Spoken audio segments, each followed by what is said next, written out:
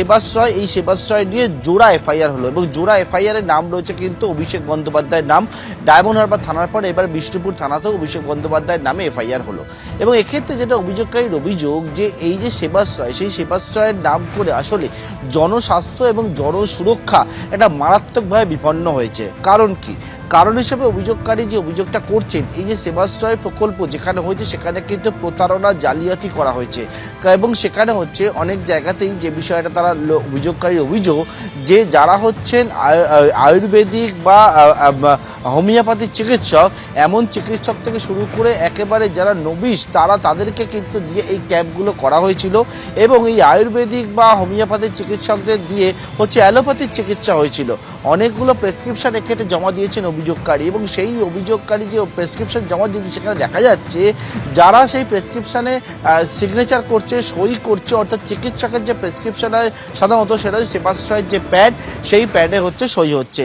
সেই সই যারা করছেন সেই চিকিৎসকদের কোনো রকমভাবে কোনো রেজিস্ট্রেশন নাম্বার নেই, অর্থাৎ রেজিস্ট্রেশন নাম্বার ছাড়া এইরকমভাবে চিকিৎসক সই করে ওষুধ দিচ্ছে কিভাবে? অনেকেই কিন্তু অভিযোগ করেছিলেন যে এর আগে তারা হচ্ছে সেবাশ্রয়ের প্রকল্পে গিয়ে তারা যে সমস্যাগুলো হয়েছিল সেই সমস্যার পরিবর্তে তাদেরকে যে ধরনের ওষুধ দেওয়া হয়েছিল সেই ওষুধ কিন্তু খেয়ে তাদের কোনো রকমভাবে কাজ হয়নি। এটা হচ্ছে যে অর্থাৎ এই তাদেরকে এই যে জাল বা মেয়াদ উত্তীর্ণ ওষুধ দেওয়ার তেমন একটা অভিযোগ কিন্তু সামনে এসছে।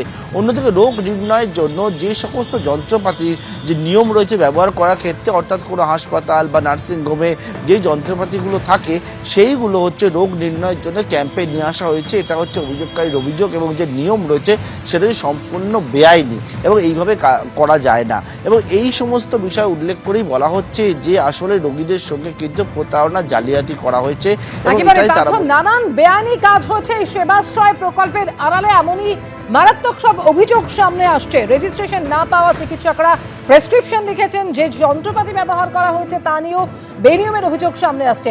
আরো একবার আসবো পার্থ তোমার কাছে, তবে তার আগে একবার শোনাবো গতকাল অভিজিৎ দাস ওরফে ববি, যার করা মামলাতে এই এফআইআর রুজু হয়েছে, কি বলেছেন তিনি। আমাদের সিএমএস ছিলেন ভারতবর্ষের সঙ্গে অধীন এসপিকে নির্দেশ দিয়েছিলেন, ডিএমকে নির্দেশ দিয়েছিলেন যে তদন্ত করার জন্য। ডিএম সুমিত গুপ্তা এতগুলো যে ক্যাম্প চলছিল উনি কি করে উনি অনুমতি দিয়েছিলেন? উনি যদি অফিসিয়াল অনুমতি না দেন তাহলে ওনার নজরের মধ্যে এত লক্ষ লক্ষ লোক ওই ক্যাম্পে গিয়েছিল, তো উনি কি তার জন্য স্টেপ নিয়েছিলেন? ওনার এই জেলার মধ্যে কি করে ইউএসজি মেশিন ওই ক্যাম্পের মধ্যে ঢুকে তার সেগুলো কি কাজে ব্যবহৃত হয়েছে? একদিকে ডায়মন্ড হারবার থানা, তারপর বিষ্ণুপুর থানা, যেখানে জোড়া এফআইআর দায়ের হয়েছে, আর এরই মধ্যে এই সেবাশ্রয় নিয়ে স্বতঃপ্রণোদিত তদন্ত শুরু করলো রাজ্যের স্বাস্থ্য দপ্তরও।